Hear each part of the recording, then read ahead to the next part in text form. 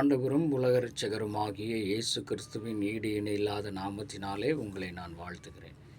இந்த நாளின் தியானத்திற்காக நெகேமியாவின் புஸ்தகம் 8ஆம் அதிகாரம் அதனுடைய 10வது வசனம் இப்படியாக சொல்லுகிறது. பின்னும் அவன் அவர்களை நோக்கி, நீங்கள் போய் குளுமையானவைகளை, அதாவது குளுமையானதை புசித்து மதுரமானதை குடித்து ஒன்றுமில்லாதவர்களுக்கு பங்குகளை அனுப்புங்கள்.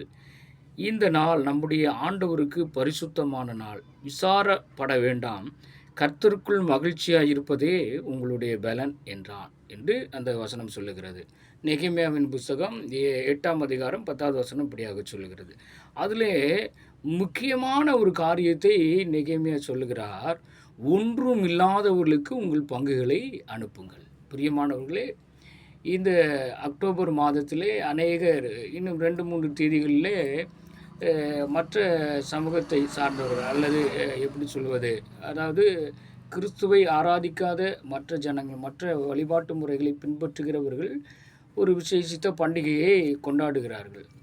அதில் பார்த்தீங்கன்னா அநேகர் தங்களுடைய பிள்ளைகளுக்கு, சொந்த பந்தங்களுக்கு, அதாவது வரிசைகளை எடுத்துக்கொண்டு போகிற நாட்களாக இந்த நாட்கள் இருக்கிறது.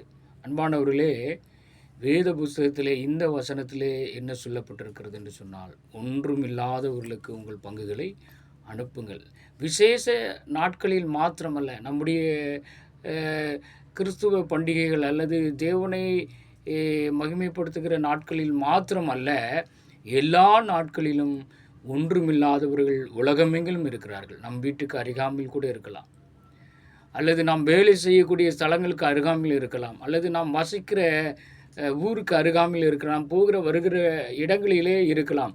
அப்படிப்பட்டவர்களை, தேவையுள்ளவர்களை நாம் கண்டறிந்து அவர்களுக்கு தேவையானதை நாம் கொடுத்து உதவி செய்வோம். இயேசு கிறிஸ்து தன்னிடத்தில் வந்த ஒருவரையும் வெறுமையாய் அனுப்பவில்லை. அவர்களுடைய தேவைகளை அறிந்து அவங்களுடைய தேவைகளை பூர்த்தி செய்து அனுப்பினார். குறைவுகளை நிறைவாக்கி அனுப்பினார். வெறுமையாக யாரையும் அனுப்பலை, ஒருவரையும் வெறுமையாக அனுப்பலை. அப்போ அவர் ஆராதிக்கிற தேவனுடைய பிள்ளைகளாக இருக்கிற நீங்களும் நானும் ஒன்றும் இல்லாதவர்களுக்கு ஒவ்வொரு நாளும் நம்மால் முடிந்த பங்குகளை அனுப்ப வேண்டும். எல்லா நேரத்திலும் நமக்கு வசதி வாய்ப்புகள், பொருளாதாரம் இருக்காது. நாம் ஒன்று செய்யலாம். நம்முடைய வருமானங்களிலே நமக்கு கிடைக்கிறதிலே நாம் ஒரு பங்கை எடுத்து வைத்து அந்த தக்க சமயத்திலே அவர்களுக்கு நாம் உதவி செய்யலாம். இப்படி நாம் திட்டமிட்டு நமக்கு கிடைக்கிற ஆசீர்வாதங்களில், நன்மைகளில், அல்லது பொருளாதாரத்திலே, பணங்களிலே ஒரு பங்கை எடுத்து வைத்து இப்படி தேவையுள்ளவர்களை கண்டறிந்து அவர்களுக்கு நாம் பங்குகளை அனுப்புவோம். அவர்கள் ஆண்டவரை அறிந்தவர்களாக இருக்கலாம், அவரை அறியாதவர்களாக இருக்கலாம். யாராக இருந்தாலும் சரி, எல்லாருமே தேவனுடைய சாயலில் உண்டாக்கப்பட்டவர்கள். கிறிஸ்தவர்களுக்கு மட்டும்தான் நான் உதவி செய்வேன், மற்றவங்களுக்கு செய்ய மாட்டேன் அப்படிங்கிற அடிப்படையில் இல்லை. இயேசு கிறிஸ்து என்னை விசுவாசிக்கிறவங்களுக்கு மட்டும்தான் நான் அற்புதம் செய்வேன்னு அவர் சொல்லலை. அல்லது என்னை விசுவாசிக்கிறவங்களுக்கு மட்டும்தான் நான் 5 அப்பம் 2 மீனையும் ஆசீர்வதித்து கொடுப்பேன் அப்படின்னு சொல்லலை. அவரை தேடி வந்த எல்லாருக்குமே உணவு கொடுத்தார். ஒருத்தரையும் வெறுமையாக அனுப்பலை.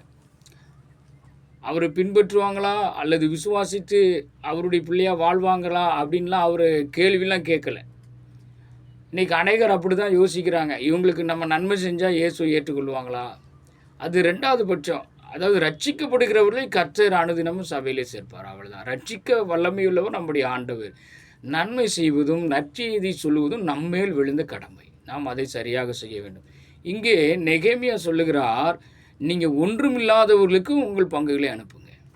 அதுக்கு மேலே என்ன சொல்கிறாருன்னா, குளுமையானவைகளை புசித்து மதுரமானவைகளை குடித்து அப்படின்னு சொல்கிறார். நீங்கள் நல்ல ஆசீர்வாதமாக திருப்தியாக இருங்க. நீங்கள் எந்த ஆசீர்வாதத்தையும் எடுத்துக்காம நீங்கள் மற்றவங்களுக்கு அனுப்புங்கன்னு சொல்லலை இங்கே. அப்போ எல்லா ஆசீர்வாதங்களையும் நீங்கள் மற்றவங்களுக்கு கொடுத்துருங்க அப்படின்னு சொல்லலை. நீங்கள் திருப்தி ஆகுங்க.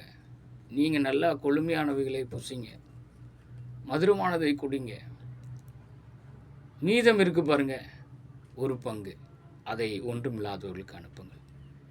அப்படி செய்வது கர்த்தருடைய பார்வையிலே அது விசேஷித்ததாக இருக்கிறது. அது உங்கள் வாழ்க்கையில மேன்மையை கொண்டு வரும். கர்த்தர் தாமே உங்களை ஆசீர்வதிப்பாராக.